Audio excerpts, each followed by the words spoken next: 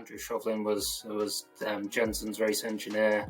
Bono, which was Jensen's performance engineer at that time. So obviously, two very big names with Mercedes still there, and I was getting to work alongside them as my first job. You'll just get a point where people just start to quit, and I know a number of people who have made that decision just over this winter. They just say that it's to the point that 23 races is just too much. There was no regulation change from 2012 to 2013, yet Merck managed to go from struggling in his sixth place to being second in that championship in 2013.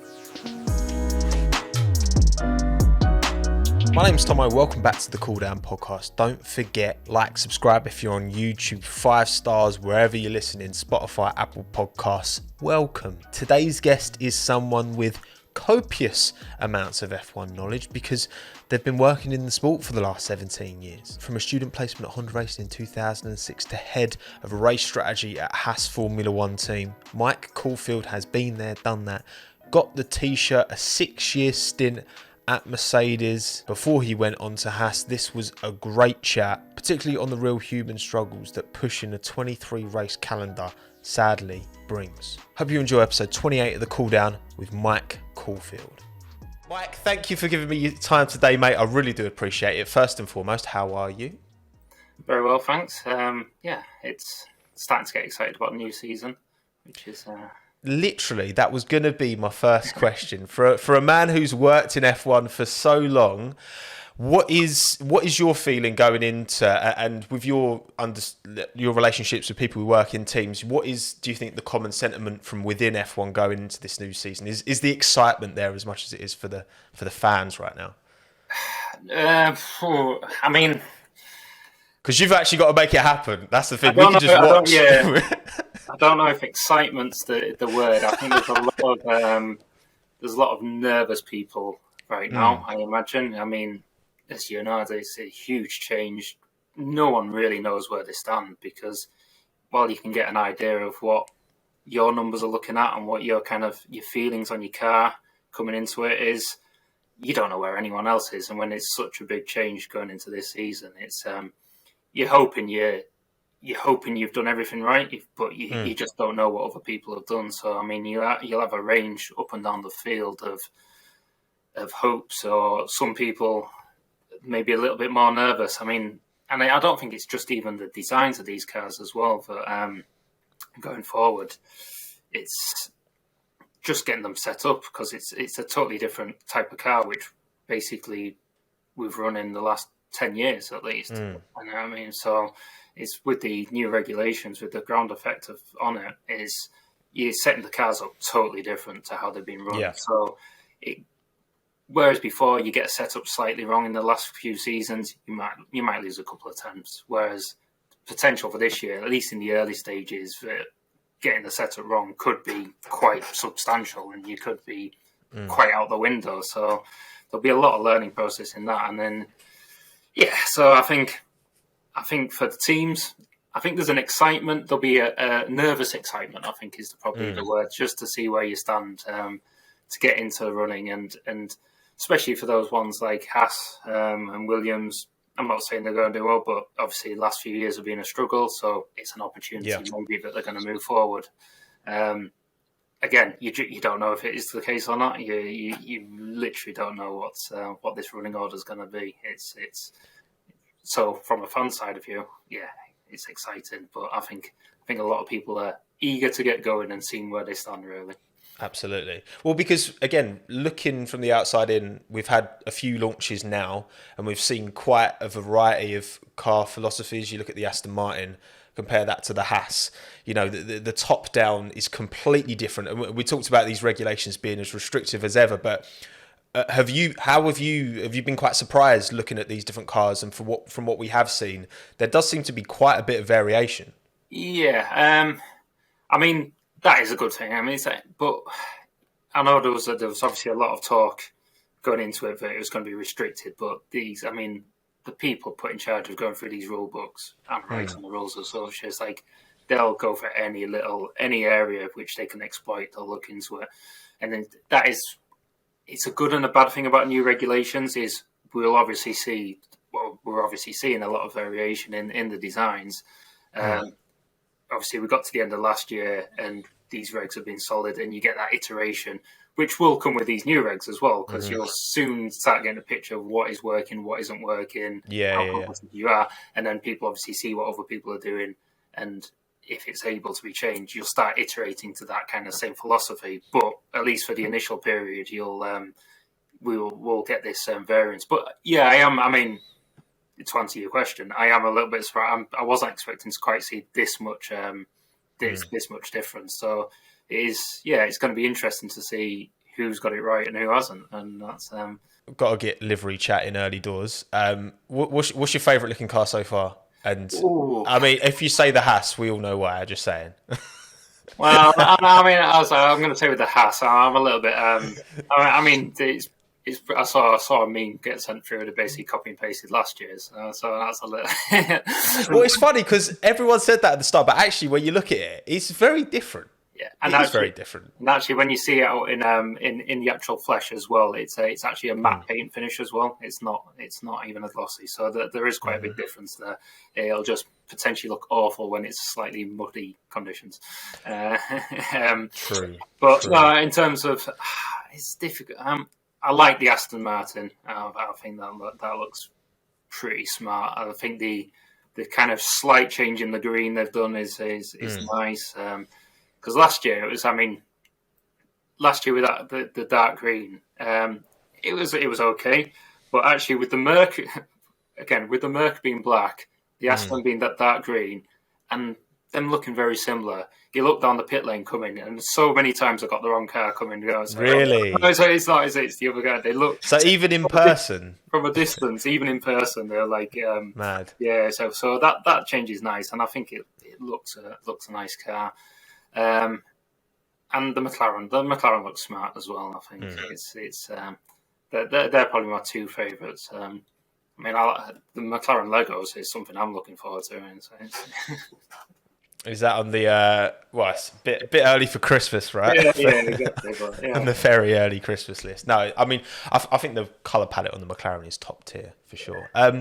So, Mike, I guess kind of maybe I'll give it to you to summarise your journey.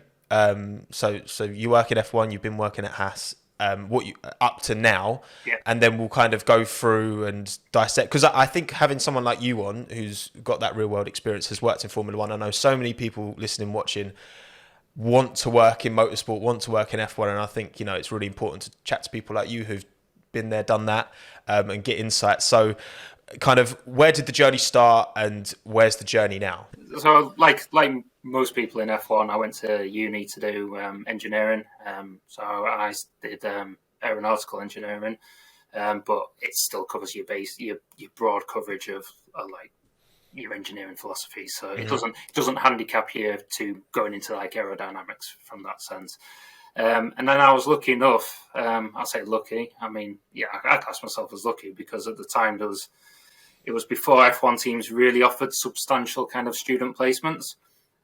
So I got a student placement with what would be then Honda, working in the kind of vehicle dynamics. So it was a year placement after my third year of uni, and I managed to get that. So I think total there was 6 of us across the whole company as like student placements, and that was literally 3 vehicle dynamicists, a couple of systems guys, and an aero guy, and that was it. Whereas now you actually look at the F1 teams, they go quite deep into these ones because they realise it is a really good avenue, and that really what gave me my start, because I was lucky enough to do it because there wasn't that many placements there, but it really gives you that idea of what's involved, just getting that kind of experience, and unfortunately, like many things, it's your contacts as well. Really, it's like your ability to put yourself forward and say, "This is what I can do," and then move forward. So I did my year placement at Honda. Obviously made some good contacts at that point. Went back to finish my uni. I was due to go back to Honda, and then they pulled out. So there was a slight hiatus there. But luckily, I still kept in touch with people. And when Mercedes came back in, I was then brought on board. So when there was a bit more money available, and Mercedes came in, I went back and to work full time. And then, I worked there then for the next close to 7 years, seeing lots of different things, working with lots of different people, and then got my opportunity at Haas. To move over to quite different, going from a very big team to a relatively new, smaller team, but obviously perfect chance in my opportunity in my career to take that next step. And then worked there close to 5 years, and then I'm just taking a little sabbatical, is how I like to call it. So still involved, but not directly with a team at the moment. But yeah, still keeping in contact with people and doing enough F1 related stuff to keep me involved and keep me satisfied for the time being. Amazing. So over 10 years in the sport. Where did you go uni, by the way, Mike? I went to Leeds, University of Leeds. Oh, okay. Nice. So was Formula One always the aim when you went to study aeronautical? Because obviously you could go into aero. I know that's a traditional route through, but was that the plan? No, it wasn't. So that was the kind of thing, actually. It's like, I always followed F1 when I was younger. I was like, I remember watching my first race, and showing my age, but like my first vivid memory of F1 was the Senna-Mansell battle in Monaco in '92. Mm-hmm. So that's like how and then I watched it as a kid. My dad took me to Silverstone in '95. So and I watched it all. Fell out of love with it slightly in the early 2000s. So I wasn't like the Ferrari dominance didn't kind of. But I still watched it. I still kind of still followed it. But it kind of, as at the same age, I was just discovering pubs, so kind of I mean, that's so true, mate. So at that point it kind of took a little back seat, but I went into university. I mean, I'll be honest, I didn't really know what I was going to do post university. All I knew is that I had a pretty good mathematical physics kind of side. So engineering kind of suited me, and I was kind of thinking, like everyone else, like I kind of wanted to go into potentially aircraft, pilot kind of side of things, or that area.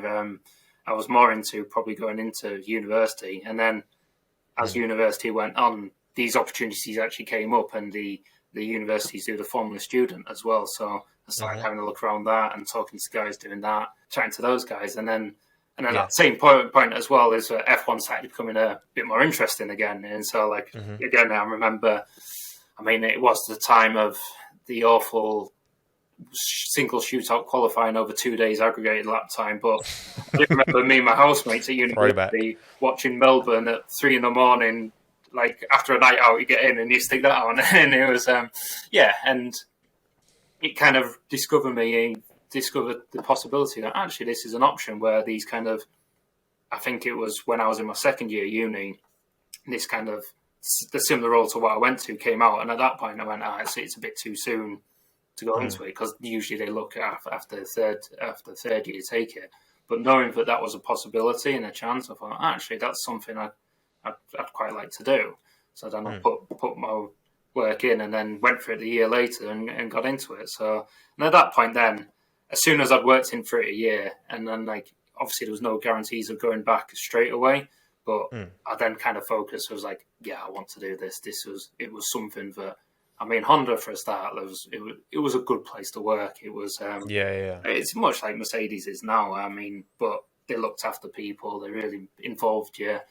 You weren't seen as kind of a student or an intern. All right, there was some things you were expected to do, which were probably you'd struggle to get some of your experienced senior employees to do, but nothing bad in that sense. And you got to meet someone. I would say the guys at Honda when I was there, a lot of them are obviously still there at Mercedes now, which shows the kind of how well the company is and how the possibilities. So at those points, Andrew Shovlin was Jensen's race engineer.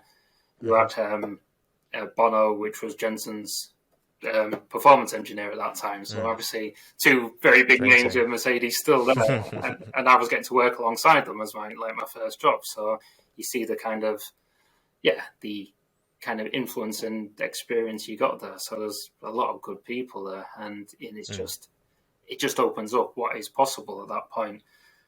Also, I just got to say and point out at that point, very different to what F1 is right now as well. It's like, I mean, at that point Really? it was don't know if exactly, but 17 races a season. Your first race was beginning of April. Your last race was middle of October, and then you had a separate test team. So people always say there's when we talk about the calendar now and how long it is and how difficult it is, said but there's not much testing. But you got to remember when there was unlimited testing, the F1 teams had a separate test team. So your race teams didn't do the testing. There was two separate people. It was like you wouldn't do both the racing and the testing. That just wouldn't be heard of. It was like so it was very different in that sense, and even things which have just developed, like the amount of video you've got now, the amount of even telemetry. Like back then, you didn't have your standardized DCU, so you didn't get your telemetry was basically your live telemetry was almost like 8 channels at that point. You'd get kind of your speed trace, your fuel level, a couple of other things, and that was it. Whereas now your live telemetry runs into the thousands of channels you can be looking at. So it's but still it was fantastic learning experience that. Yeah, there's nothing like getting thrown straight into it. But actually, I did want to mention this and your point on the calendar, because again, from the outside looking in, it seems pretty obvious. More races, budget cap, therefore less resource to cover more races. Like, it sounds like the amount of work for you guys behind the scenes is only going up, right? And what do you think the sport needs to do? Like, well, I mean, I like personally, it's like I don't think it's not sustainable in its current form. I think something's going to suffer in the long run. Like, either the last couple of years have been good because of the competitiveness of the field, and like even though Mercedes dominated in 2020, there were some really good races in that 2020. And then last year, you obviously had the battle right down to the wire, which was fantastic for the sport. I mean, there's no guarantee, obviously, this year is going to be that case. So if you start having 23 races and you have the field separated by 4 or 5 seconds and you have someone running away at the front, good point, and not even really that midfield battle anymore, then it won't be as entertaining to watch. I could be totally wrong. It could be absolutely fantastic to watch, but you do run that risk as well that like people just get too much, because it's not like football where you can dip in and out of a match, and every match is unique in its sense. Whereas racing, it's not quite the same. It's for a start, it takes all weekend up. It's not just 90 minutes and 2 hours on your Saturday in which you can just have them in the background. It's like, if you want to follow it, and what a lot of people do, it's obviously you got your practice, your qualifying, your race, and it all feeds into each other. And then, as we've seen over the last year, the amount of stuff which goes on behind the scenes when it's not even on track as well, it's like you can easily miss something. It does take up your whole weekend. So sorry, and I'm going a bit off that. In terms of for the fans, it's great. It's interesting, but for the teams, I mean, I've already seen, like, well, me personally, even as well as like these last couple of years have been tough in terms of the COVID restrictions as well, which you've had to deal with. Hopefully they'll be a bit relaxed this year, but you're asking people to do a lot. You sacrifice a lot, and I know I see this. I get quite, I won't say irate, but like you see it on Twitter and you see people, this is what they get paid to do, this is what their job.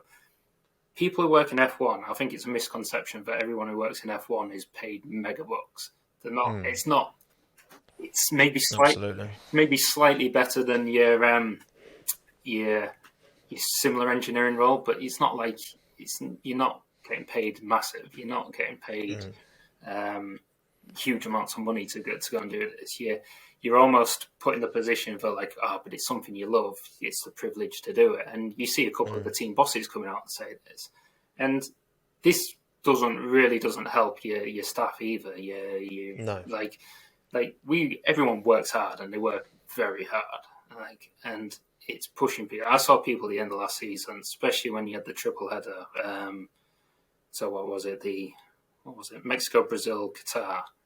So basically 3 different kind of continents, basically. Literally 3 different continents. Yeah, it was, and like so, not even sure. It's like obviously we did triple headers in the 2020, but the majority of those triple headers were either at the same circuit, or in the case of Italy, was 2 hours down the road. It was a lot easier to cope with, and to have a triple header over 3 continents when you're then pushing people to be away from home for close to 3 weeks. Absolutely. It's just, it just takes its toll, and people, and like I said, people get to a point and just go, I don't need to do this anymore, because it has an effect on you. Just never have any chance to relax, because again, people see that it's three weekends, but it's not 3 weekends. For a triple header, you guys are literally away for you're away for 3 weeks easily, and that's so away from home. So because you fly out, if it's a flyaway race, you'll be flying out to the race on a Sunday. You'll be going on the Monday, and that's if you're not part of the setup crew. If you're a setup crew, you'll be going Saturday, Sunday before the race. And then you get back so you get 3 weekends in a row, and then you'll get back the Monday, Tuesday, after having worked already 21 days in a row. For an engineer, you're then expected to continue to work that week. So you end up doing 25 days in a row, and you'll get the Friday off the week after a race. But because there's another race coming up the following weekend, you'll get the Friday, Saturday, Sunday off, and then you're back at it again. Man.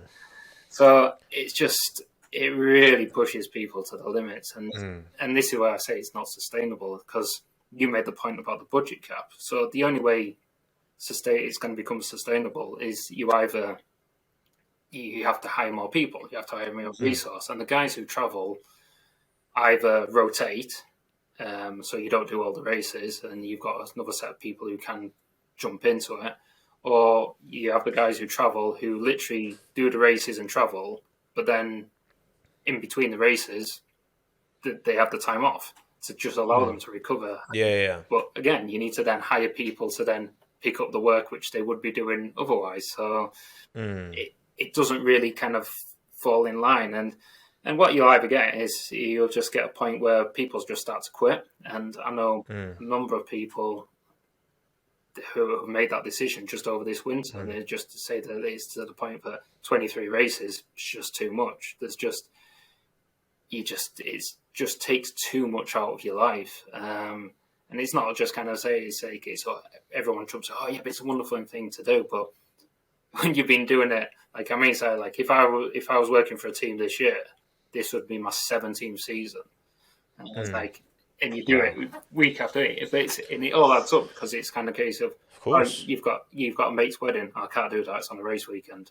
Or like, I mean, I'm I'd say lucky enough, but I don't. And so I was like, currently I don't have children, but if you have children, it's the same point. It's like, they've got a sports day or something. No, I can't because I'm away that weekend. I've already travelled out. Or parents' evening. No, I can't do that. I can't. And you miss out. So birthdays, everything, because you can't just say, I can't work that weekend. That's just not the done thing. So it has a total effect on your life, and you end up. I mean, you look at the calendar this year, and they've obviously tried to squeeze it in for the World Cup at the end. So you got 23 races in basically a month shorter than what they fitted 22 in last year. And I was chatting to a guy yesterday, and it was like I hadn't really, because I'm not traveling as much this year, and like not with a team base. But he was chatting to me, because obviously testing starts next week. He goes, from now until the summer shutdown, we've got 7 weekends off. And we're in February, and the shutdown's in August. We've got 7 weekends off, and that's it. It's like, and you then have to try and plan your life around that, and you go, well, I want to do that, I want to do that, and it's like, it's something's got to fall away, and it's either going to be the quality of people working in the sport, or the quality of the actual racing itself. Because people are just going to be overworked and overtired, and you'll get to a point where it's just the quality will drop, and then so something needs to be done. And I'm a big advocate for it, and I'll continue to push. Like, to try and help do whatever I can do, and I'm one voice. But I know a lot of people in the sport itself are frustrated about that they're not listened to, and that F1 itself as a company doesn't listen to it. The team owners, obviously, some do, some don't, and I think there's a range of some teams really look after the staff and some teams don't. Yep. But again, ultimately, they're, especially after the COVID hit, so obviously the teams took a hit in terms of money. So I think some people are still eyeing up, we need to make sure we're sustainable in terms of a cost benefit. So more races to them generally means more money coming in. So they sometimes put that ahead of it. But it's a very fine balance. And I know there's a lot of unhappy people in the sport about the way the direction it's going. And especially the noises for like, they're pushing for 23 and it doesn't seem like they're going to stop there. And it's like... Yeah, I think it's 25 the maximum they can do, right? That's written it's in the regs. It's 20. Yeah. Though the new regs haven't actually been agreed yet for this year, so they might have changed it again. You know what? Because I think it's really important to address this. Again, there is this perception, and actually, I know because I know a lot of people when I used to work in the fashion industry, and there's a very similar from what you're saying. It sounds quite similar in terms of there's this perception that you're lucky to be here. Loads of people would want this job, and the fact that you're super lucky. So and they abuse that. There's that kind of power dynamic where you're not like allowed to complain because you're privileged to be here, and yes, obviously you do all this traveling and all that, and there's this perception you get paid loads to get to travel the world and you get to work on Formula One cars, and it's this amazing thing. You don't think of the reality of all the personal stuff you have to miss, the fact that you're not paid mega bucks, and the fact that you are kind of overworked for look again, it's a privilege to work in F1, of course it is. But at the same time, it doesn't mean that anything goes, and they can't treat their staff properly. And again, I think you see that in the fashion industry because there is this that people dream of working for companies like ASOS or Boohoo, and it's like, oh my god. And then you get there, and then there's this kind of you get there super green, and they just kind of work you to the ground. And again, yes, it's a privilege to be there, but there is also a real person behind all that. Yeah, exactly. I mean, I think that sums it up really. I think the teams do try, and it's like, I mean, I've obviously only got experience of a couple, but I hear stories, and you hear people like Mercedes. Mercedes was always fantastic when I worked there, and I think Toto's very, very strong on making sure you can see that, looking after people.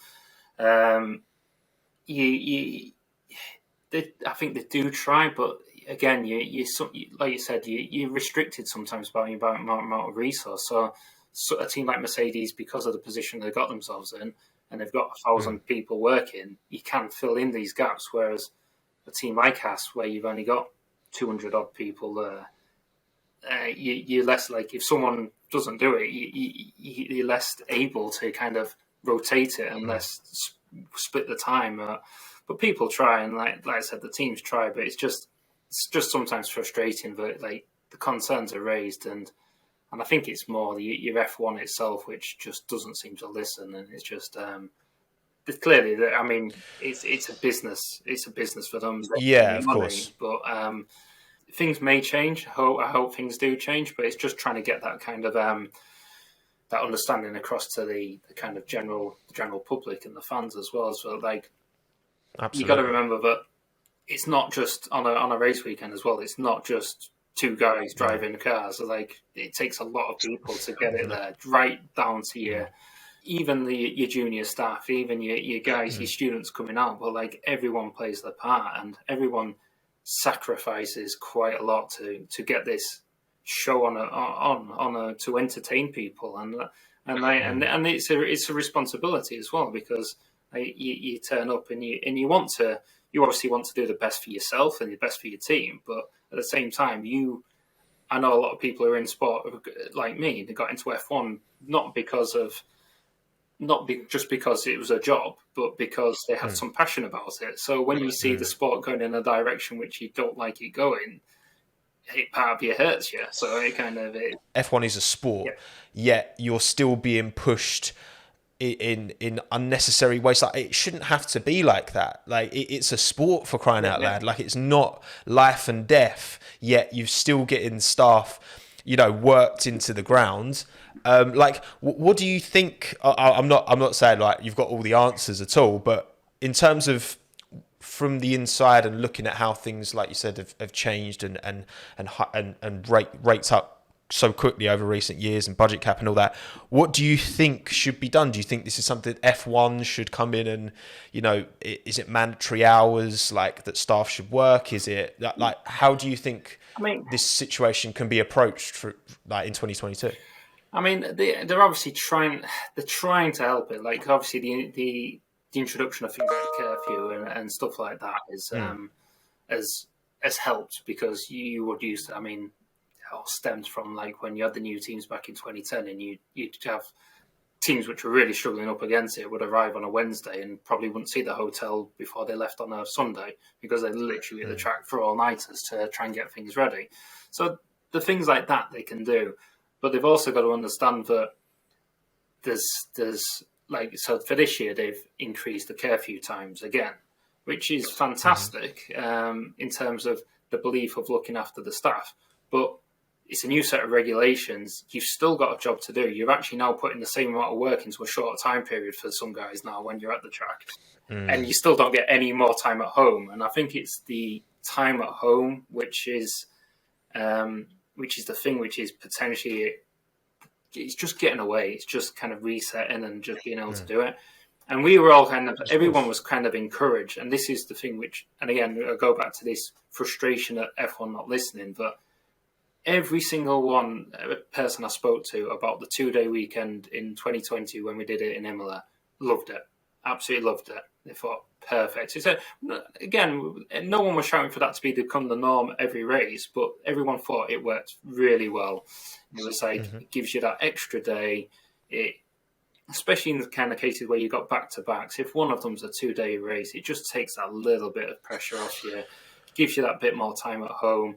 You still get an entertaining race because you've actually got less time to try and set the car up. Yeah. All that. Like, okay, you lose a Friday, but there's things F1 could do. And I mean, obviously you've got your hardcore fans who watch the practice, but I mean, the way it's published and the way it's kind of displayed, you don't really get much information out of it as a watching spectacle. But so not, because if F1 was 2-day weekend and it was a Saturday, Sunday, the cars will still be there being built on a Friday.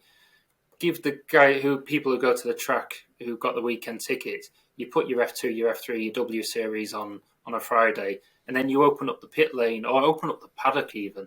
Open up that accessibility for the guys, for people who've got weekend tickets can come and see the cars being built. And we'll have these pit lane walkabouts, have an area in the paddock to go to, so you can see those ins and outs and just give that accessibility. I mean, you don't need to see the cars on track.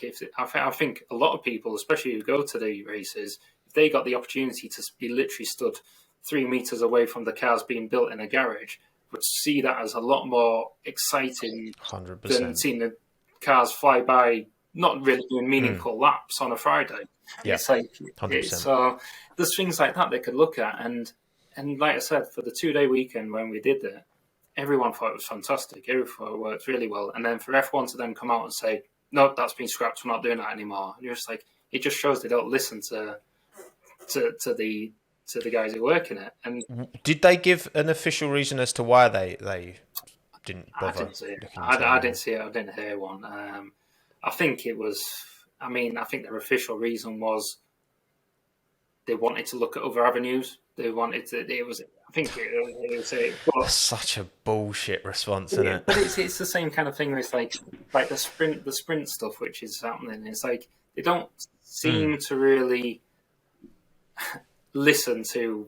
They have an idea and they want to do it, and they don't really seem to listen to any feedback. I mean, I don't know what your opinion on the sprint stuff was last year. I wasn't a huge fan of it in terms of the weekends itself. I think it actually did lead to good races on the Sunday, but I don't know if that was coincidence or consequence, if you get me. Yeah, I mean, if Lewis doesn't get that grid drop at Yeah. Brazil, then it's nowhere near as an exciting race at the end of the day. But also, yeah, I think that for me, it's clear why the sprint races are going to carry on, because more people watch on a Friday if there's a sprint if there's a sprint weekend, because you have qualifying on a Friday, and cash is king as far as I'm concerned. That's it, isn't it? And that's clearly F1's thing, and that's, I mean, I'm guessing that's the reason why they went away from the 2-day weekend, because they didn't have the things to show on the Friday. So. But unfortunately, that doesn't help the guys who work in it, and that's. I more want to make it known for kind of the fans who watch it, is that everyone wants to do their best and everyone wants to put it, but there's humongous strains and pressures put on these people, and it's not just a case of you see us working Friday, Saturday, Sunday, and then we go off. You still work a full week. I mean, a race week will be a 90-hour week if everything goes right. It's a 90-hour work week, and it's not like you then get exact time off. You get maybe a day. You get a day off for a weekend works, but that's a weekend which is actually your Fridays. Your Fridays a 17-hour day. Your Saturdays are, well, for a strategist, your Saturdays another 17-hour day, and then your Sundays a 12-hour day. So you're already doing basically a full working week in those 3 days, and you'll get 1 day back for it. And then also for the guys who travel, you get home and you've got real life to then deal with as well. Of course. You've got to squeeze in your job and then also make time up for like your partner. You got to make time up for your kids. You got to do your laundry, help out around the house, do house jobs, pay some bills. We choose to it. We choose to do it. Ultimately, at the end of the day, it's a sport and it's an entertainment. All we're there to do is to entertain people and to try and put a bit of joy into people's lives. I think that's what sport and entertainment does. So you're being worked to a level which, again, 90-hour weeks and everything's being squeezed in. You've got all this travel, the jet lag. You go into these places, you're not just going for a margarita after the race. Like, it's not that simple. Well, that's it. You know what I mean? Like, again, that's the perception. Well, that's it. Yeah, it's perception. You go to all these places, and there's some places you might get you might get a day where you can go and have a look around, but the majority of places, you arrive for European rate, you arrive as an engineer, you'll arrive Wednesday evening. You'll go to the hotel, you go out for a quick bite to eat, and then you're at the track Thursday, Friday, Saturday, Sunday, and then you fly back Sunday night. Yeah. And a lot of these places as well you won't be based in the middle of a city. You'll be based in the middle of nowhere. So it's not like you get these nice trips out into like Barcelona or these ones. You don't get to really. You see a lot of. You're an expert of airports. You're expert of paddocks. I mean, there's a WhatsApp group we have which basically points out where the best toilets are in paddocks. There's some events definitely need to know that information, because there's some ones you definitely want to avoid. But yeah, and the hotels as well. I mean, I'm lucky as an engineer. Engineers it's part of the thing. Engineers get their own rooms, but mechanics don't. Mechanics share the rooms, and it's so they're on the road for probably close to 200 days a year, and they're also sharing it with someone else. And you're away for three weeks at a time, and you want your own space, and you don't get that chance to it. And so it's really, really not an easy life, and it's really.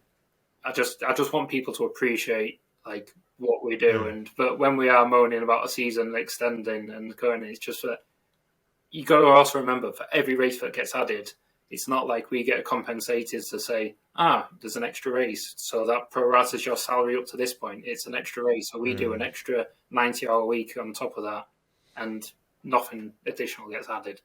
So it's a very good point. Very good point.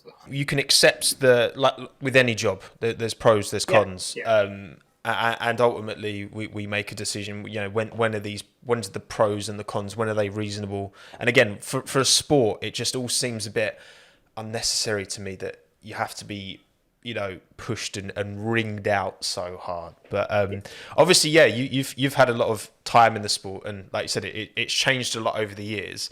I want to briefly go back to your time at Honda. So when you first got your opportunity on the student placement, went at Honda, came away, then went back to what was Mercedes after they took over the team. Obviously, I know you said there's a lot of people who are the same from the Honda days, but how did that environment feel different when you returned, beyond you not being a student anymore, but actually being did you feel that? Because at the time, who was team principal at the time when Mercedes took over? Because I know it wasn't Toto, was it? Ross. Is it Ross? Yeah. So was it? Because I think Ross is, for me, he's like the GOAT. I love him. I think he's amazing. But is he? Or is he a massive dick? No, that's not. Ross is absolutely fantastic. And it's going back into working for Mercury's, again, it was still a relatively big company, but this is so obviously when Honda was there, Honda and Toyota at both times were spending a lot of money in F1. So actually when I was at Honda, I think there was probably about 800 people there at the time. Obviously, they pulled out and a lot of redundancies. So I think when it was the Braun year, they'd cut it down to, I think it was 300 people or something. So there's a lot of people obviously lost their job. And then when I came back into Mercedes, I think it increased, but it was still only, when I initially rejoined Mercedes, it was at 400 to 450 people at that point. Because this was also at the era where it was the first attempt of the budget cap. So you had your RRA, your resource restriction agreement. So this is this was what kind of was put in place for your teams like your Virgin, Lotus, whatever they were called back then, HRT, and then there was ones to enter, but they were given the impression that they'd be able to enter and everyone's going to be cutting the costs, etc., etc. And I think initially Mercedes as well took over from Braun, and the understanding that, okay, this is good because obviously Braun's just won a world title with not a lot of people and not a lot of money, so it is possible, not really kind of understanding that it was a lot of investment from the Honda point of view. It was 2008 almost that actually won that championship. Pretty much, yeah. There was ins and outs. I think a lot of people said that if Honda had continued into 2009, they wouldn't have won the title because that Mercedes engine was that good compared to the Honda. So I know a couple of guys who managed to stay on between that Honda to Braun takeover, and apparently when they first got that Mercedes engine, they were just like, "Whoa, this is impressive compared to what the Honda was." So I think that did play a little part of it. And as you see, it was Braun weren't the only ones, obviously, to bring the double diffuser. I think if I remember off the top of my head, I think Williams and Toyota might have also brought it. I can't remember off the top of my head, but there was, in that initial part, I think there was 3 teams with a double diffuser to start that season. Yeah, so going back to Mercedes, obviously the company was smaller in terms of the amount of people. And there was obviously a few people come around, but felt, to me, it was very similar coming back into it. It was a similar structure. Everything was done it hadn't really much changed since I'd been away, apart from it's downsizing a little bit.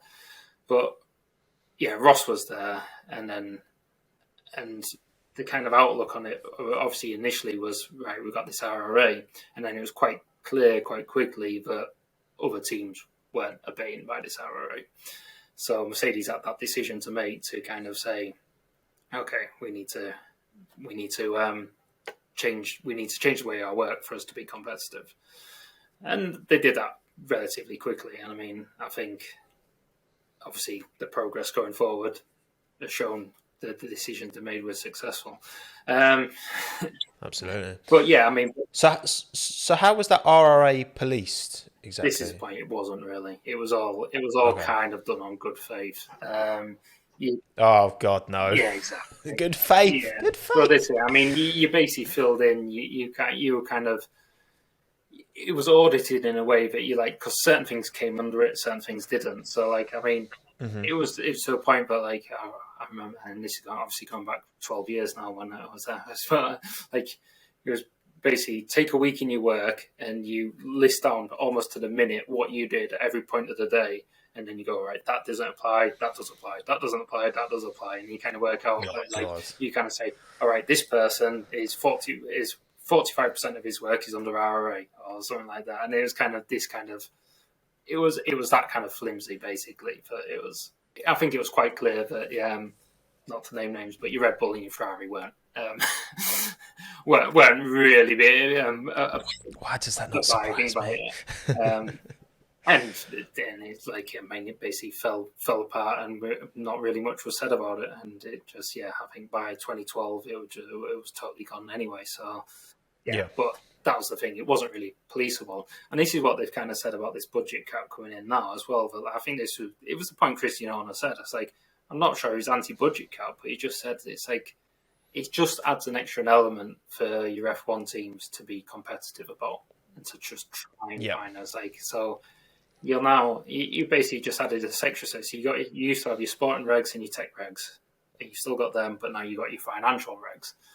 And I don't know how much you follow the kind of advertising boards, but the amount of people, the amount of looking at your Mercedes and your Red Bull, the amount of accountants and financial experts they've been hiring over this last year, really makes me kind of, well, it doesn't make me think it's like, but it is they'll try and be competitive at it, so they'll try and be the best financial creative accountancy, exactly. So it's just another bit to try and be the best at, or I'll try and be the best at it, because as long as it's part of it follows the regulations, just like every other bit of regulations which in it, you'll try and capitalize on every little bit you can, and there'll be ways around it, and I'm interested to see, how it goes, but I don't expect it to have as big effect as some people kind of believe it will do.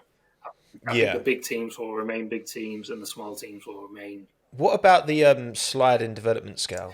Do you think that will make more of a difference? I think that's good. I definitely think that is a good addition to it. I can't remember the ins and outs of the details, but obviously you got more wind tunnel time depending on your... Yeah, it's like 70%. So Mercedes have 70% of the base, and Haas 115%. Yeah. Whoa, lovely jubbly. It's a two-pronged thing. I mean, I do think it's great. I think definitely limiting your top teams, especially because it gives you that chance to kind of catch up. So if you are down it gives you that chance to put that bit in. But at the same time, though, you could, even if you got 115% of wind tunnel time, it's like if you haven't got the resource behind it to create your wind tunnel models and you do your kind of design like that, it's like sometimes it might peter out, but you don't get the full benefits of it. But I think overall, I think it's a positive step. It's a good way to try and balance the performance out, and if someone does have a kind of poor year, it gives them a chance to recover. Yeah, so it's I think it's a good move. Yeah, that's it. And I like to think that's probably easier to police than the budget 100%, because like FIA has access to everyone's data and computers from that, so you can quite easily see exactly how many hours that wind tunnel's been running, and that's basically that's how it's capped. So that's definitely policed. A lot easier, I think. Anything like that is policeable. It's when you start going down into your nitty gritty accountancy financial bits. It's a little bit more difficult, especially when you put in kind of caveats for like driver salaries aren't included in it. So I'm not saying, don't get me wrong, but I'm not saying this is happening. But driver salaries aren't included in it. So why did I not actually? Your driver pays for his race engineer, his performance engineer, his controls engineer, pays out all the salary for these people. You pay the driver more, but under the understanding that he actually employs his people. So there's ways around it like that, where you can actually continue to have your staff, but the driver pays them. Yeah. So it's it. Look, like you said, it's the most competitive, one of the most competitive sports in the world. So you're going to get people trying to find any little Yeah, loopholes that they can exactly. exploit, I not just mean, in the tech regs, but money as well. don't get me wrong, that might not be legal. That was just something that came to the top of my head. But Listen, if anyone from an maybe Mattia's watching this and he's like, "Oh, Charles, you know what? I'm going to pay you an extra 20 mil." yeah.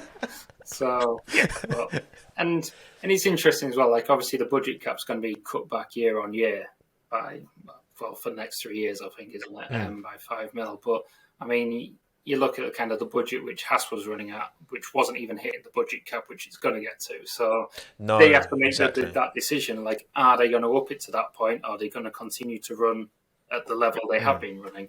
And just hope that everyone comes a bit closer because they are abiding by that budget cap. So it's decisions like that as well, which will be interesting to see. Is Back onto your Mercedes time. So you were at Mercedes, obviously at that period where Red Bull were the dominant team, yeah, working in a team with Nico Rosberg, Michael Schumacher as well, and then obviously where Lewis came in. But that period, particularly that kind of 2010 when you joined to kind of 2013. yeah.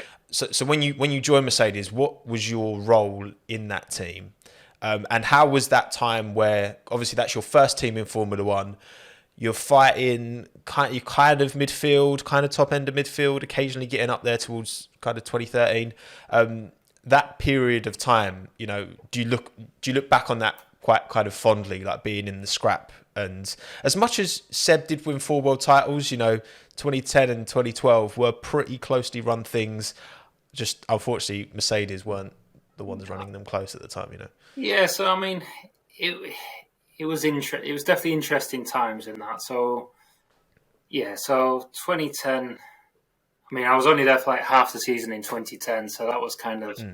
It was still an interesting atmosphere. It was an interesting seeing how it all developed, and the back of that point as well is that even comparing to now, like the tools we had. So I came in as a strategy engineer. That was my role when I came back, and I've been a strategy engineer one way or another ever since.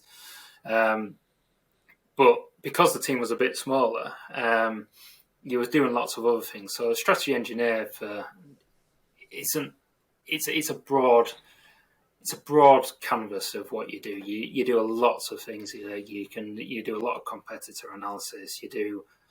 Well, it varies wherever you go, but as part of my role as with Mercedes, we're doing a lot of pit stop stuff. So working with the pit stop guys, Okay.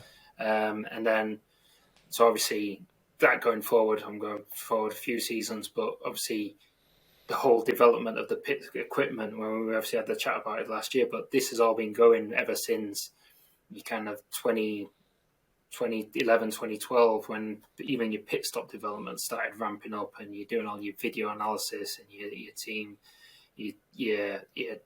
team analysis, your crew analysis and all that. You do work for your aero guys. So while you don't do like your full aerodynamics, you'll go and do photo analysis. So you'll be looking at trying to create documents for what people are doing in terms of aero. So like you get organising that out for them.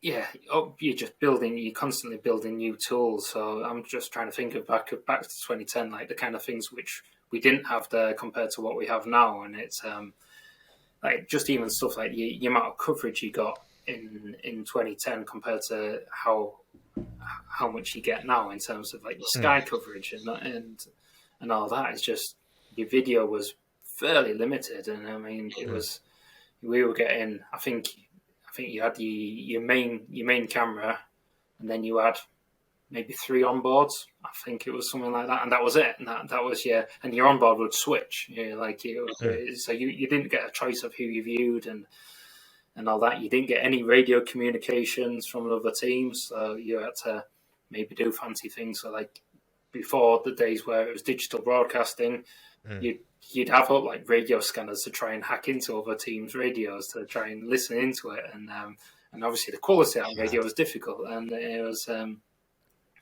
you used to do things like that, and all these things had changed. But it was an interesting time because again, I was, like you said, my first job in F1, and I was walking into the factory, and you're just walking. You're like, at that point, it's obviously a year after the Brawn, and you still got the Brawn car starting a race bay. You're like, you're walking past the World Championship car, and you're just walking past the guys, and they're firing them up. And again, it was that was obviously still the V8s back then, and it was that sound of hearing it fire up in that sense, and it was good to be an experience of it, and that one.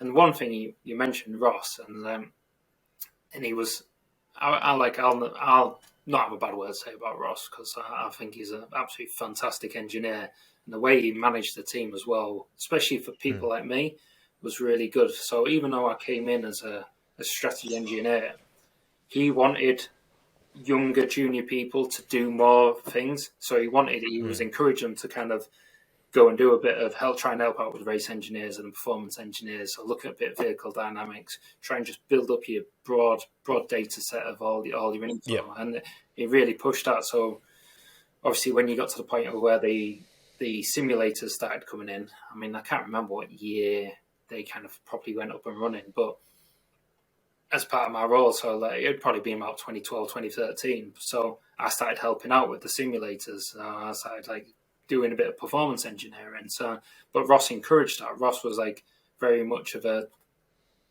don't pigeonhole yourself. Like, well, I want you to build up your skill set, and if you find something interesting to do, we'll try and accommodate you to do it.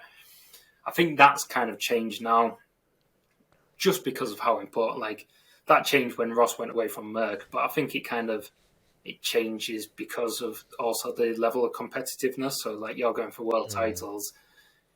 You potentially don't quite have that luxury of kind of trying out new people or trying to do little bits and pieces because everyone's so focused on the role to accomplish that. You need specialists who are dedicated solely to, and you've got so much to do because you can't afford to leave anything untouched in terms of everyone's specific role, that it kind of downplayed it a little bit. But looking back on it, I just appreciate that kind of that push that Ross gave, like myself, and absolutely, just to give me that chance to look at other things. Great for your personal development, I suppose. Fantastic, for sure. Yeah. So, and then, I mean, we had our ups and downs in that. So we won with Nico in 2012. China 2012, and then obviously the team, the season kind of went a bit downhill after that. But then we obviously had the pole. Well, we didn't have pole. Michael got on pole, but the pole that never was. Yeah, and at Monaco as well, so he lightly won the race, which is that was good in that sense. But you had little bits like that, and then even going into 2013. So obviously, and this is the thing which I know I've gone slightly above the period you said, but 2013, I often think is one of the most underrated performances. It doesn't ever get talked about, and maybe because I'm a bit biased because I was there, but there was no regulation change from 2012 to 2013. Yet Merck managed to go from struggling in his sixth place to being second in that championship in 2013.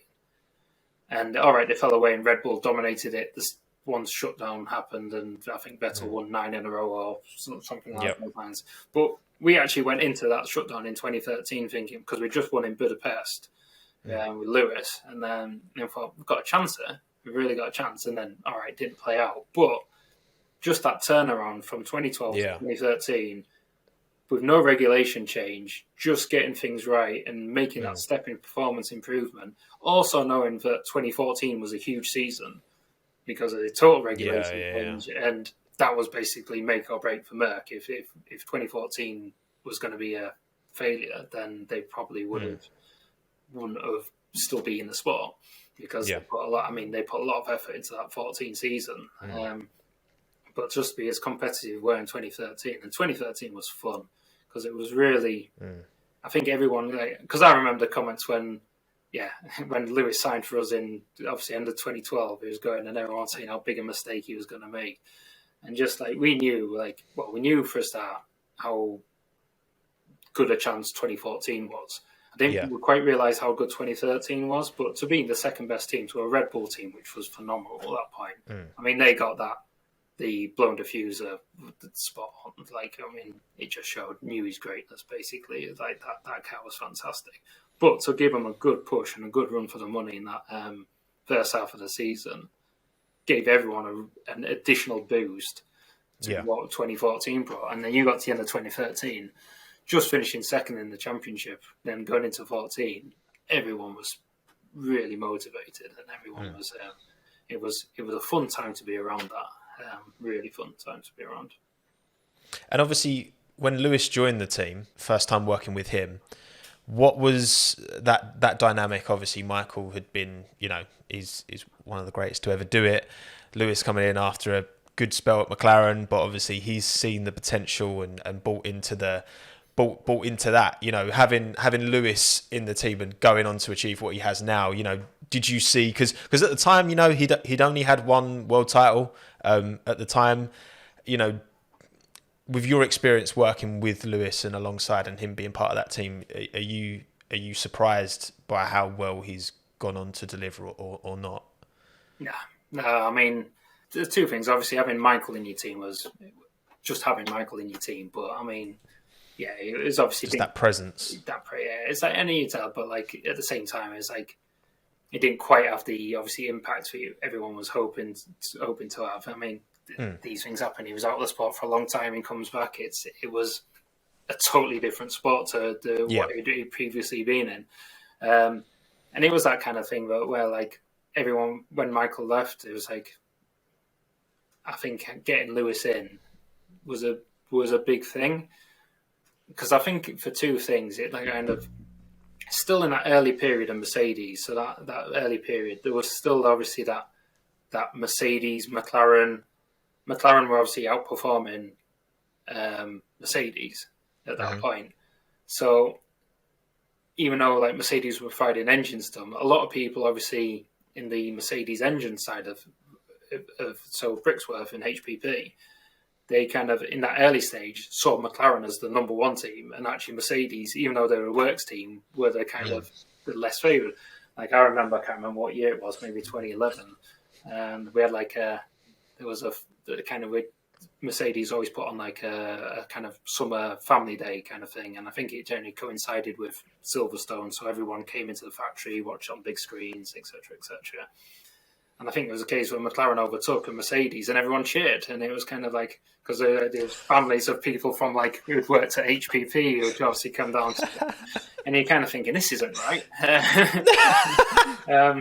That's brilliant. So I kind of think that kind of getting Lewis across as well, kind of earmarks that kind of seriousness of Mercedes wanting the works team to be like the works team. They were the number one team, and not that you'd ever disadvantage other teams, and they didn't. But like they was trying to show that Mercedes is the number one team. Of course, it's which So that was in shame, and then getting Lewis in, and like you said, he'd only won one world title, but you could see how good he was. And him just coming in, I think, really refreshed everyone as well. It was a good refresher for that 2013. A new driver often does refresh people because is a new way of working. I mean, he was also relatively young at that time as well. It's like, so getting him in, but knowing what he's capable of, and just for him as well, I think it was him being able to work in a totally different environment, and everyone it was a two-way adjustment. So he was able to do new things, which he'd obviously been in McLaren for years and years since he was a kid. So like, I think he never really had the ability to push things in the direction that he wanted to push things. So it allowed him to think of new things. And obviously he brought a lot of stuff which he'd learned from McLaren, which obviously aided us as well. So it kind of just gave us that G up, but we could also suggest things to him about what had and hadn't been done, and just I mean, you can just see him driving and just see how talented he is, and it's just it was. I remember because I was out for the first test in Jerez in 2013, so I was obviously there basically the first time he drove the car. And unfortunately, he drove the car the very first time he drove the car. We had a brake failure and he crashed. Yes, I remember that. So obviously not fantastic for his first experience of a Mercedes car, but he just he still had that. I mean, I'm not saying he doesn't know, but he had that enthusiasm and he really wanted to kind of. You could tell the way he spoke about Mercedes. He spoke about like what Michael Schumacher had done with Ferrari and taking a team who hadn't, had been struggling and turning them into something amazing. That's exactly what he said he would do when he did that infamous Top Gear interview when Jeremy, and I'm a West Ham fan, so I was personally hurt by the fact that he likened you at the time to West Ham. I was like, actually, come on. but it's literally exactly what he did. He took the team from, like you say, kind of midfield, 2013, amazing season, new regulation change, just boom. Yeah. And that's but I think it rejuvenated him as well. So it was just an all around kind of good mix. And and sometimes you get new drivers in and you could get a midfield driver in, or you could get, I mean, Lewis, we all know Lewis he's top rate. There's very few Lewises around and things like that. But you can sometimes get another driver in who doesn't have quite the work ethic. It just doesn't quite have the talent, or he might have the work ethic but doesn't have the talent. So he gets a little bit frustrated if things aren't, because you got to remember the place where Mercedes in either was not being really winning and not being really that 100 really super competitive. So you needed someone to get that little bit extra out of the car potentially. And don't get me wrong, Nico was again super talented, and he had a massive amount of work ethic involved. But I think he also needed someone like Lewis to push him that bit further. Yeah. Because unfortunately, as I said, Michael being great, he's great Michael Schumacher, and I love the honour that I had the chance to work with him. But Nico beat him in every 3 seasons. So the reality, it wasn't prime Schumacher, was it? No, and then so I think even to get the most out of Nico, he needed someone like Lewis, but they pushed each other, and then that pushes the team, and everyone can see what's capable, and then everyone gets the confidence that actually this is what we can do, this is what we can achieve, and we've got the drivers to do it. Well, yeah, because that leads on to a question I did actually want to ask in terms of the drivers, because yes, they are the one who drives the car, simple.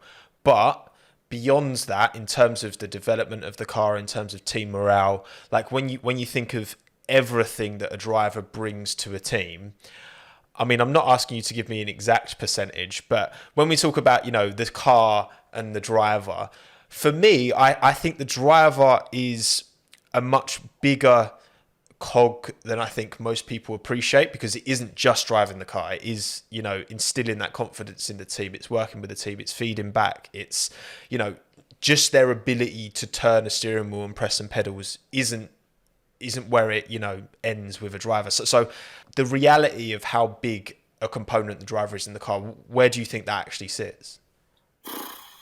I mean, really depends on what you're trying to achieve out of it. So if you have a good car, for example, and you need it, if you're having a good car and you're needing that 2 tenths out of it to get pole, to win a race or something, kind of like what Lewis has done with Mercedes, then your driver is huge. Because when it's that tight, you need that extra tenth or so just to get you that performance, and that all comes down to the driver. That is 100% fully on them. They'll get more out of the car than what the car is capable of. You can also have it at the other end as well, that if a car is potentially not performing, then your good drivers will get a bit more out of it than they potentially would do. However, you put a good. You put Lewis in last year's Haas, he's still finishing 17th, 18th. He's that's how much a car performance they can get a couple of attempts out of it. They can maybe get 3 attempts out of it, maybe get half a second out of it. But when your car's 2.5 seconds off the pace, that's all you're gonna do. And also, if you have a bad car, like drivers work off balance, they work off feel. If you have a car which is unpredictable, even the best driver in the world isn't going to be able to calm it, because if they want confidence, they want the consistency, and they want to know what they do will have a certain effect on the car. And if the car's unpredictable, then like you said, if having Lewis or Max in a Haas wouldn't get any more out. They'd maybe have got a place or two. They might have got a P16, might have got a P15, but you ain't suddenly scoring points with that car, with putting a different driver into to the ones that Haas guys had. And that brings it on to, like, you look actually. That's sometimes you say it's the old added thing, isn't it? That you only person you can actually relate to is your teammate. So you see the quality of the driver is obviously your performance against who you're racing the identical machinery with. But at that same time, some drivers have different feels, and some cars can very much be suited more to a certain driver's driving style than another. Yep. I mean, it's the old age Red Bull question since Max has been there, that they developed the car on Max, and Max has a very distinct driving style, which, because of his talent, other people struggle to match it. So, you see the performances Gasly's put in since he's gone back to Toro Rosso, AlphaTauri. But he just couldn't produce that Red Bull just because that car just didn't suit him. And even Perez is like, he's a quality driver. He's a fantastic driver. He's just, but he just, that's the most he can get out of that Red Bull, and that's just so. In this sense, drivers are very sensitive. So they do have obviously a big component in the car, and like I said, I can't put a number on it. It all depends on where you are. If you have a very stable, very steady car, you'll probably get very stable results. And if your driver's an average driver, he'll probably get what the car's capable of. But that's it. He won't get that extra tenth or so out of it. I mean, you look back at the Haas in 2018, 2019, one of the. And we had obviously Kevin and Roman, and they're both great drivers. So I really like, and they're both totally different driving styles. They're very different. But then you actually looked at the performance they got out of the car, and I think over the course of the season, when you looked at qualifying lap times, they were within half a tenth of each other, their average lap times, which just shows sometimes that even a different style of driver, it takes the car to the limit, and they both took the car to the limit, and that's it. They couldn't just get that more out of it. Because that Haas platform that you had in 2018, I mean, that was your best season, wasn't it? That was P5 in the constructors. And I mean, I think we should now speak of Haas, because obviously you had your stint at Mercedes, you saw them through the growth period, and then established, to become the most dominant team on the grid. And then you moved to Haas. What was the kind of opportunity that was offered? Was it kind of a more senior role? Was it just a different role entirely? Did you just fancy a change? For you personally, what motivated that decision to move on from Mercedes to Haas? So it was just a career progression, really. It's at Mercedes, I was a strategy engineer, but I wasn't traveling. So so obviously they have James Vowles, who's still there now, has been there since 1998. So he's clearly not going anywhere anytime soon. And it was a case there. It's I loved the role, but at the same point, I was in the factory. There wasn't really the opportunities coming up to kind of move myself to the next step. And it was almost to the point now where I was doing the same job year on year, and I felt like I started to have more to give. So I needed that opportunity to go. So obviously a Haas job came up, which was basically as their trackside strategy engineer. I won't say head of race strategy because there was literally one person. It was myself as a strategy group compared to some. That's head of, surely. Well, it is, yeah. I mean, it's depending what I feel like. Some days I was a graduate, and I was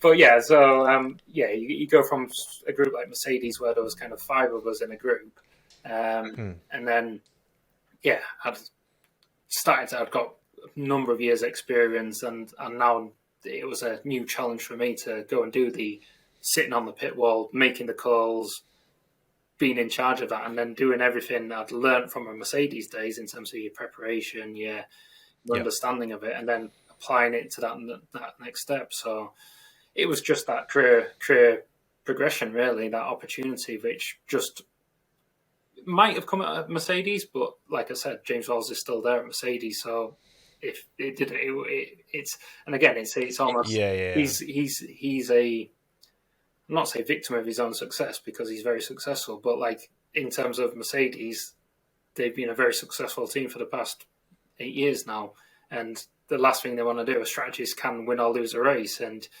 when you're fighting that hard for a championship, you're not going to put someone a little bit fresh in there. So obviously going to a team like Haas gives you that opportunity where a little bit less pressure, but in a different way. So and it actually opened up, I think, improved myself massively by going to a team like Haas, because obviously being at Mercedes, being in the front is a very different strategy to being in the midfield and in the latter years being at the back. So it just allowed me to learn these new things. I mean, and I think, like you chat to a number of guys, being a strategist in the midfield is the hardest place to be because it can be that competitive. You potentially need to do something that a little bit different to try and but you also, if you get that little thing a little bit different wrong, you can suddenly lose 6 places. And so that chance, and also there's a chance of a podium. You go on a bit of the safe side and actually lose out a little bit, and it just opens up with a whole different kind of avenues. Whereas obviously being a Mercedes, you can lose a race, but probably the worst what happens if you make a bad decision, you go from first to second or second to third. Well, that's the bad thing, because like over recent years, when you actually look at it, say you just, since, I don't know, 2017, right? Say you just deleted Mercedes and Red Bull and Ferrari to some extent.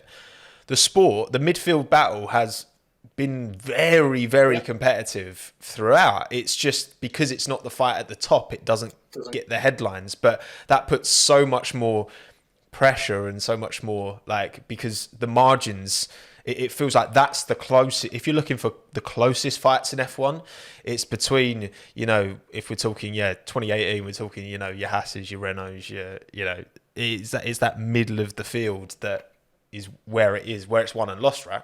Yeah, 100%. Yeah, it's such a different thinking of it. It's such a different kind of way you have to approach a race, because you're not likely to. For a start, you take the Mercedes Red Bull out. Their strategies. I'm not going to downplay what they do, because they've obviously still got a lot to do, but they have that much pace in the car that they can go, okay, by lap 20, we should have a pit window to this group of 8 cars. Whereas if you're in the midfield, you'll never have that gap. You'll never have a gap, a free air gap to drop into. So you're basically trying to see, like for the case of last season, you'll be trying to look at, okay, can we clear the Haas and Williams so we've got a bit of a gap to drop into at some point? Because you don't want to lose time dropping out there. And again, you get that slightly wrong. You have a slow pit stop, and you're suddenly stuck behind 2 cars for a lap. Then you're fighting 4 cars in that midfield who will all get a jump on you, and it is that tight in that. And also with that midfield battle, because it's so tight, you'll have some tracks suit some cars, and then the next week, so one week you'll be running 6th and 7th, obviously behind the big teams, but like trying to be the top of the midfield. And then the next week you'll be struggling to get out of Q1. You'll be running 14th, 13th, 14th, and because the track just doesn't quite suit your car, or you've made a slight setup, like not quite gone the right direction in setup, and another team has advantage there. And it's great. I love the midfield battles, and it's I think the hope is obviously for this season that the whole field is moved up and you don't have the top running away, and everything's like a midfield battle. That's the dream. That's the dream, whether it happens or not. But then again, I remember back in was it 2012? Oh, yeah, 2012 when we had 6 different winners out the first 7 races, and then everyone actually started to complain it was too much like a lottery or something. So people are never happy. People are never happy. But yeah, it's almost coined itself as Formula 1.5 over recent years, where there is this just, who is going to win out in the battle of because look, the resource that the big teams have had compared to, we're talking, from what I've read anyway, like 3 times the money that Mercedes were throwing at the team, pre-budget cap compared to a team like Haas. But I think that's what makes Haas joining the sport, because yes, I know obviously recently it's not been great, but to come in as a completely fresh team, not even taking over another team, just completely fresh, obviously working with Dallara, and having a really solid first season, culminate in 2018, incredible P5. I mean, would have been P6 if it wasn't for Force India's nonsense, but still an incredible result, like solid midfield. What do you think? Why were Haas able to come in and do so much better?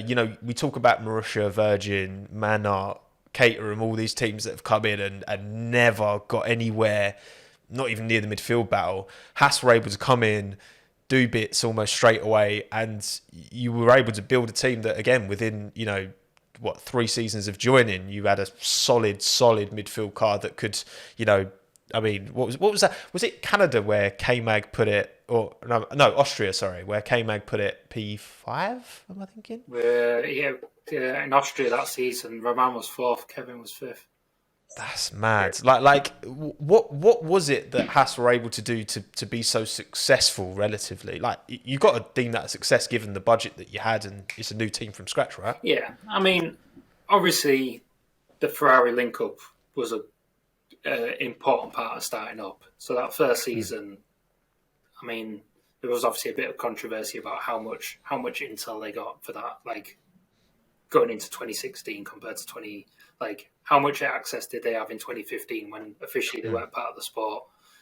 But I'm not taking it away, because I think it was gave them a good building block to start with, and it was a very good way of setting up a team, like you said, rather than the kind of your Marussias, your Lotus, Caterhams, that kind of stuff, which were tried to do it and from the off and just struggled. So it gave you those good foundations. It gave you a good base to what to build on, and gave you just like that kind of understanding of the operations required, the procedures required, and how to build on it. And obviously every year you kind of touch on it a bit more and learn what can and can't be done. Every year you use the wind tunnel, you pick up that new information. And I think that's why it kind of built in 2018 so obviously I think the ins and outs of a 2018 car was, I mean, the 2017 car was quite quickly scrapped in terms of it wasn't going to develop very quickly. I think they'd taken a development path which they realised it didn't have much scope to develop it much, and they needed to make quite a fundamental change which you couldn't do within season, but which could be put into 2018. So a lot of 2017 was spent focusing on 2018, but again, it just showed that understanding that they had the process in place to pick up that the 2017 car actually wasn't maybe the correct direction to go down, so they quickly changed it and they made those changes and learned on it and built on it for 2018. And I know you said would have been P6 if it wasn't for Racing Point getting the points taken away. But actually at the same time, you look at that early part of 2018 with Haas. So we obviously had the double DNF in Australia because of the pit stops. So that was on course for 26 points. Or 22 True. points. True. Bahrain, you had bits flying off the car, which meant we had to retire it or pit stop extra. I can't remember what the full ins and outs was there, but there was basically for about the first 5 races of the season, Haas is itself into we chucked points away, and which shows that it was the nature of the team. Really, it was the kind of still a young team. Yeah. it isn't acceptable to do anyway. But like, if someone like Mercedes had done what we'd done, they'd have absolutely and rightly been absolutely vilified for it. Whereas we realised that we put a lot of effort into the 2018 car, but there were still certain processes and operations which still needed improving. So your build quality, your pit stops, certain operations, etc., just could have helped us out. And it was a good season. Anyway, we finished 5th. We picked up points throughout the season, which is something also most Haas teams hadn't done so far. Like 2016, they obviously started strong in Australia due to the red flag.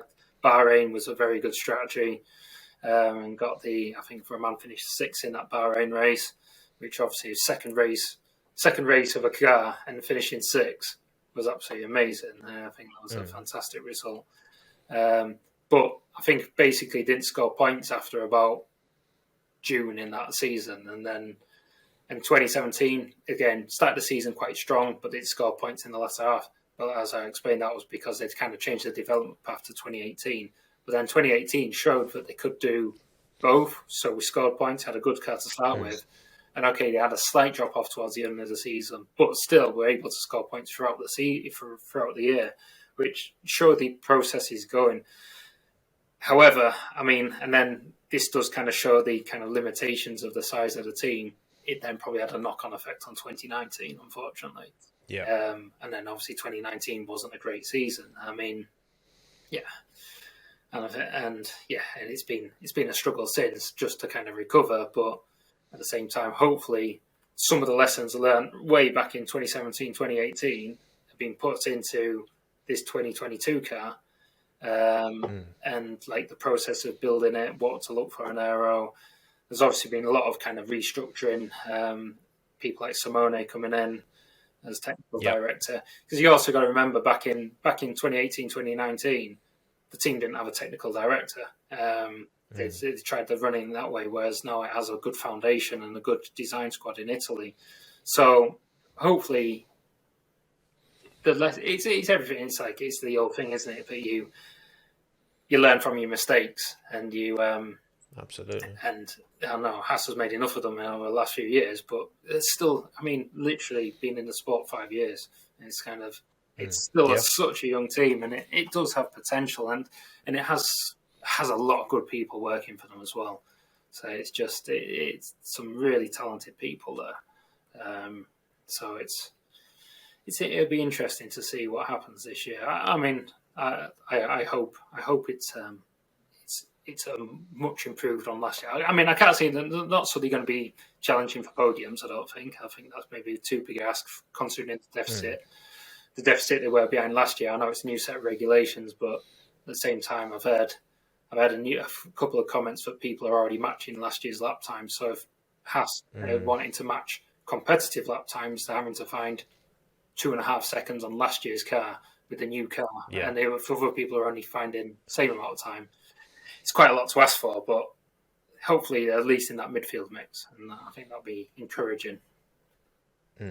So at Haas, before kind of Simone joined, and when you said you didn't have a technical director, how was because obviously Dallara building the cars, and obviously I know now you've got a Haas. You've got presence in the US, the UK, and Italy now. Like, how did that? Like, this is just personally, I'm interested to understand how that all worked. Where you've got kind of 3 different factories, you haven't got an established technical director. You've got Dallara building the cars as well. Like, how did that all work? And when you compare that to like Ferrari or Mercedes, where literally everything is in house, like, how did that work? I mean, I think that's how I think. You're looking at 2019, it kind of shows why it didn't work. Really, is like it was difficult. I think I was like, and I'm not like, it's difficult for me to say like it because I haven't got all the answers, but it's almost kind of thing. It's like, I think it was fantastic the way the team was set up and started, and so like your 2016, 2017, 2018, like that kind of. But I kind of feel that in the long run, I'm not sure it is a model that, again, is sustainable. I just think it is difficult to kind of have this split over 3 different bases. because I know, like, I remember when I was at Merck and you had the aero department, wind tunnel was in a separate building to the design office. I used to hear people complain enough that they had to walk across the road to go and chat to the aero blokes, or the aero blokes had to walk across to the design office. And that was, I mean, so being in a totally different country. But however, like you mentioned, they now have obviously the Haas Italy bit is now aligned with the aero bit, whereas that was a bit disjointed before. So, because it used to be the aero was always based in Maranello, because obviously we're using the Ferrari wind tunnel. So the aero bit was in Maranello, and then the design office was in Dallara. So that's still a couple of hours gap between them. So it's not even. Whereas now at least the Haas design office is also in Maranello now. So that should hopefully build some connection. And really, actually, the UK base is just your engineering, just basically your engineering, and you have. So I mean, even car build at the moment takes place in Italy, and throughout the season, if the car comes back to be serviced, it'll come back to the UK to get it done. But really, it's your kind of your UK base is your race team, and then he has a little bit of engineering, but most of the design work, well, all the design work takes place in Italy. So that might work a bit better, and that could potentially be something that's improved for this season based on, like I said, like in the past where it was all a bit more disjointed. I think that step with Simone and bringing in the Haas Italia DO should make an improvement to that process. I think that was, like I said, that kind of fingers crossed. That kind of learning from your mistakes. I think everyone realized in that kind of 2019 that the way it was set up wasn't fully functional. Yeah. No, that's fair. I mean, again, you've got a system there which, clearly that didn't work, but again, you've had success, and fingers crossed, Haas will be up there again going forward. Mike, I wanted to ask you as well, obviously looking through your career, whether it's your time at Mercedes, but I guess particularly your time at Haas, because you've got this kind of senior strategy engineer position. Do you have a best call that you've made? Because obviously a lot of responsibility, what you say can dictate how a race turns out. Do you have a particular moment where you were like, yes, I nailed that? It's quite weird, but like I do, but I can't actually recall it off the top of my head, which is quite bad. But like I do remember like there has been instances where, not to blow my own trumpet, but there's been numerous instances. But like blow away. This is what I want. Blow away. You just like you'd make the call at the time, and you're obviously monitoring your pit window. You're monitoring like, can I do it one more lap? Do we do it now? And it's like, and then you do it and you call it, and it comes out, and then it's that kind of seeing the car come round and you exit the pits and you come out in front of them, or vice versa. You do it the other way around. You've made that gone for the undercut, and then you see that like it goes into turn one in your head, and you're just like yes, get in. Yeah, I mean there has been a number of them, and it's like, and unfortunately I'm going back. You got to come back to like your 2018 when they were really like the last positive ones. I mean, no, to be fair, there was one of them in Portimao last year. We managed to. Obviously, that was race 2 of the season. And it was quite early on in the season. And obviously, we had 2 rookie drivers, and we managed. I think it was a call that obviously Portimao was quite difficult on the tyres to get the warm up. So what we did was obviously, I think Williams were ahead of us. Williams pitted, but had the slow warm up. So then we pushed on, managed to close that gap, made the pit stop, and came out just in front of them. And it was one of those again. Considering we shouldn't have been racing a Williams at that point, because Williams was a better car than us, and we got out in front. I'll forget the point, but literally it only lasted for 3 corners, and then they got past us. But it was still that thing where you gained a position on track, and it's kind of those in. Got to take them wins. Yeah, exactly. And then in like kind of 2018, it was there was a few of those.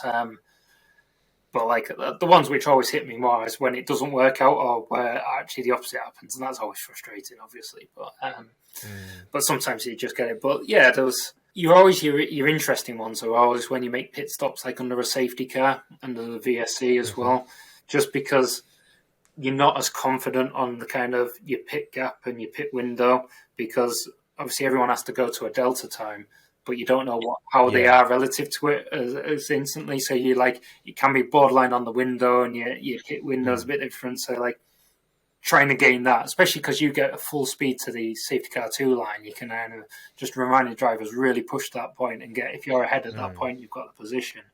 So there's a couple of those in there, and it's. I mean, there was a couple of occasions where I think in Japan we had one, and like the Japan one's an interesting one because it's because of that entry into turn 1, you don't have the line coming out the pit, so if someone's coming down the pit straight, they can battle for them quite a bit into it. But I think we managed to gain a position there in 2018, and that was always a positive aspect. And if it's just kind of making the plan, sometimes it's not even the case of the call at that time, but you'll often be making a plan for kind of 2-3 laps in advance, even longer, 5 laps. You'd be like trying to look at monitoring where people are doing, trying to look at what gap you want to take or where to cover off, for example, seeing they might pit in this point, in that point. And then sometimes getting all that kind of information out there and it all coming to fruition is sometimes it all happens as it should. So it's not like this kind of adrenaline thing, but you're just like, right, if we do this, that should put us there, and then we can do this. And then sometimes when it all comes together, you sit there and you go, right, that's nice that it all worked out, and like there wasn't something to kind of like throw a spanner in the works. So what's the relationship like with the other F1 strategy engineers on the grid, the other teams? Do you all kind of, is there a bit of like, say you've made a call again, like undercut a Williams or whatever, afterwards you'd be like, got ya, and they'd be like, I'll get you next time. Is it kind of like that at all, or do you kind of all stick in your own? We're all pretty good. Like, it's the thing about it is for F1's such a small world. You know each other, and like with the conversation we were having earlier, you know how much everyone works and how hard everyone works. So if someone has a good result, like obviously you don't go to the Red Bull and Mercedes guys because they win every week, but for example, when McLaren had the result or where like Toro Rosso had the result, you always kind of, it's always that congratulations and that like you send your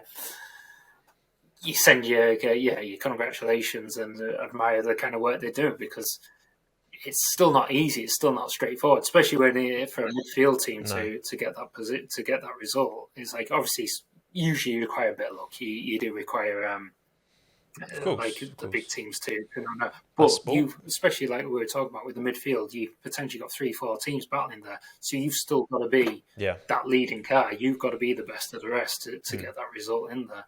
So, and as we talked about, that strategy in the midfield can be difficult because it's so tight. So to get that result, you've got to get everything kind of lines up. And it's that interesting bringing the strategy as well. And then you go back with like kind of other strategists or something.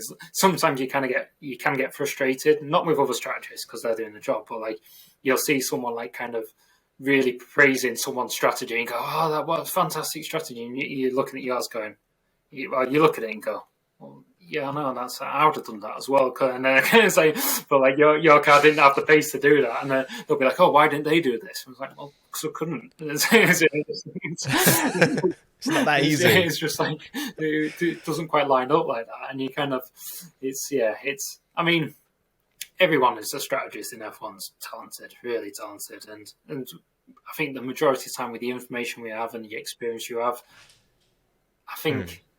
Most of us know how each other thinks, and we all, I think, kind of think fairly similarly.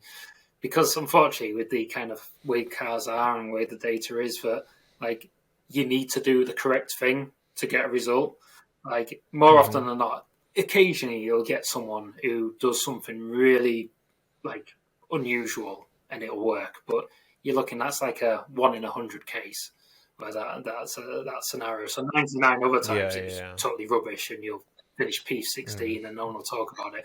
But obviously, the time it does work, everyone hails you as a strategy masterclass, and you're just like. Well, this is what I was going to ask as well, because your career, your journey, kind of started with aerodynamics, and from the outside looking in, vehicle aerodynamics and race strategy seem very different things.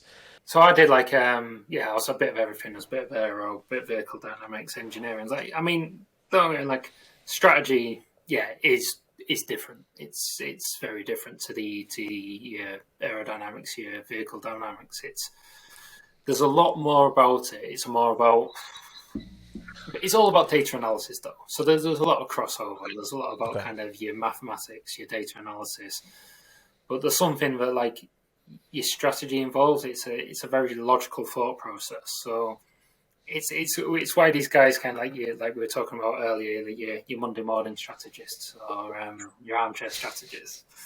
And it's like quite easy to say after the fact. It's like, oh yeah, I'd have done that. Or why didn't they do this? Because so and so did it. And so that's like, it's not as easy at the time because you're trying to cover off 14 different things at that point, and you've got people shouting in your ear at the same time. And it's something that takes a lot of experience. So like you very rarely see someone, doesn't matter how clever they are, come in and can just be will be a trackside strategist within a year. It just doesn't happen. It's and this is like went back to your question earlier about when I moved on from Merck to Haas. I was like, I was like I say, I was at Merck for 7 years, and I reckon it was 5 years before I kind of thought, right, I'd feel confident and comfortable enough now to kind of cover the array of things which you need to cover on a weekend. Because it's not just a case of sitting there looking at some numbers and lines and going, oh, we've got a box now. Everything's got to take into account. You've got to do so much preparation. Obviously, you have computer simulations and everything, but still a human factor. There's still so you've got to have an enormous amount of race awareness. So you've got to have this kind of, and it goes a bit to your data analysis in terms of like what people are going to do, what do you expect people to go and do, what's your most likely scenario, what's your second most likely scenario, what happens if this happens here, and it's all this thought process. So it's all this kind of logical thinking, and this is where the experience comes into mind, because at any point in a race, you need to have a good idea of, if this person does this, what we're going to do. If this person does this, what we're going to do. And because ultimately there's millions of permutations of what could happen in a race. So it's impossible for a human to store a million permutations in their mind. So you have to kind of then use your experience, your race awareness and knowledge to kind of go down the avenues of going, right, so pre-race, nothing's happened. This is what we're expecting. If this happens, this is what we're going to do. If this happens, this is what we're going to do. We need to be watchful of this, this, and this. And you kind of get that picture in your mind. And then as the race develops, almost at every lap, you take a look at it and you refresh and you go, right, okay, this is happening. This isn't happening as I thought it was going to be. Right, this is what we're going to do. And this is the difference from a strategist to aerodynamicists, for example. Like aerodynamicists in a race will be looking at telemetry and looking at data, and then have a small front wing hit. They can look at that data and be like, oh yeah, I can see this amount of aero performance loss. Done. That's kind of, and I'm not saying it's easy to do because of this data noises. It's just different challenge. Yeah. Whereas in a strategist, it's a lot about your preparation and your thought process. So it's understanding race situations and understanding that race awareness and always looking for what more can I do, what more is relevant to the situation. And it's like, I always explained it like I did a talk at school once, and it's kind of, I explain it as it's like revising for an exam every week. It's like, because for every race, like Saturday night, while everyone else is having a bit of an easy Saturday night because the car's in Parc Ferme, you're sat doing your revision basically, because while you know the subject, you know the data, you're never quite sure what's going to come up in the exam. So you're like trying to prepare for every kind of scenario in that aspect. And also at that point, again, another aspect of a strategist is you need to have really good communication. You need to have really good, good communication, good logical thinking, problem solving, because also on a Sunday morning, you've got to go and sell your strategy to the drivers. More often than not, there'll be fully on board. If you've gained their confidence, they'll listen to it and be like, fantastic. But occasionally you'll have a driver or you'll have a team principal going, but what happens if this? What happens if this happens? Yeah. At Mercedes, the Sunday morning meetings used to be quite, I won't say fierce, but they were kind of like, Toto was obviously a very intelligent guy, and Nicky Lauda always used to say it as well. And both of them would ask questions, and like you obviously had to be in that position, but you had the answer to these questions because the last thing you wanted was to come and say, "Oh, I'm not really sure about that." And it's like because if they thought about it, there's obviously, especially with this race situation, race awareness, it's something they've considered as a possibility. So this is where I go back to this as strategists having a really good race awareness and a good kind of knowledge of potential outcomes and stuff, and then it's just all about confidence. Amazing. That's what I mean. I feel like you need a certain type of mind. You know, some people get along well with revision and exams, some people don't. So I think you need to be kind of built that way to an extent, I suppose. But there's different things. It depends what you want to like. Yeah. Because it can be like if you've got a good group behind you, you can be. I'm talking about your strategist who's sitting up pit wall who makes the calls. You can be like a factory-based strategist who does the data analysis and feed you the information, knows exactly what they're looking at. But again, it just requires that kind of senior head of strategy to be asking the questions and be asking the kind of this is what I need to know, what is happening here, and then as you build up your experience as a junior, so this is what I did in all the years I was at as Merck. You'd know what to look at. You'd start looking at these things before they were prompted, and that's how you build up. Because ultimately, you need to know what information is required at any given point. So you need to how are the tires doing? How's his pace? What's the pit window looking like? What do we do if there's a safety car here? And just asking yourself these questions, but answering these questions as well. And then, and this is where I say that experience is a huge thing in the strategy world. Absolutely. Mike, listen, mate, it's been an absolute pleasure. You've given me almost 2 hours of your time. Very generous. Mate, I mean, thank you so much for coming on. Honestly, it's been a pleasure. What's, 2022? I know we kind of spoke beforehand, how your kind of role with Haas has kind of stepped back a little bit, but what are the plans for this year? And have you enjoyed the podcast? I've loved the podcast. No, it's good. It's good. Good, if you want me on another time for other chats, then I'm happy to come back. Thank you. Yeah, I mean, appreciate that. Yeah, my 2022. I'm still involved. I'm actually doing a bit of consultancy. I like to call it as a little bit of kind of helping out people. I'm working for a kind of a data analysis company, which kind of works with F1 teams. So I chat with strategists. I kind of want to help a little bit more in people's understanding of strategy over a race weekend. So whether it's team-based, kind of students, media, fans, different ranges, different levels. So I kind of want to build that. But I'm just seeing where things go, and I just want to build the knowledge, and especially with this season, going to be quite hopefully exciting to buzzing to see where this brings and see what new things we need to look at and consider for this year. Absolutely. Well, the whole reason I came across your Twitter in the first place was because you put out a Q&A asking for questions. So I will link your Twitter in the description of the YouTube version of this podcast. So I'm sure if anyone has any questions they want to ask Mike about, the infinite number of questions you could possibly ask. This podcast easily could have been 15 hours long, but we will wrap it here. Mike, thank you honestly so much. It's been an absolute pleasure having you on. And I don't have an outro to this podcast, which is now the outro to the podcast, me saying that I don't have an outro. So we're done.